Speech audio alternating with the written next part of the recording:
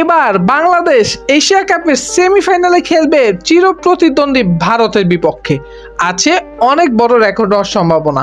বিস্তারিত প্রতিবেদনে।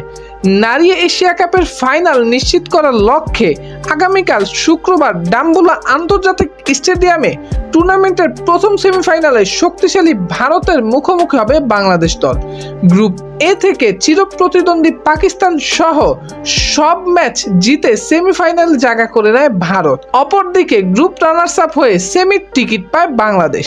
প্রথম ম্যাচে স্বাগতিক শ্রীলঙ্কার কাছে 7 উইকেটে হারলেও থাইল্যান্ডকে 7 উইকেটে এবং মালয়েশিয়াকে 114 রানের বড় ব্যবধানে হারায় টাইগ্রিসরা। টি-20তে ভারতের বিপক্ষে বাংলাদেশের রেকর্ড হতাশাজনক।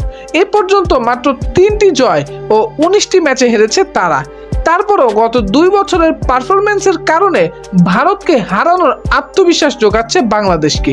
গত 2 বছরে বেশ কিছু ম্যাচে ভারতের কাছে হারার আগে তীব্র প্রতিদ্বন্দ্বিতা করেছে বাংলাদেশ, যা ভারতকে হারানোর জন্য অনুপ্রেরণা দিচ্ছে টাইগ্রিসদের। বোলিংয়ের ধারাবাহিক পারফরম্যান্স করেছেন রাবিয়া খাতুন এবং নাহিদ আক্তার।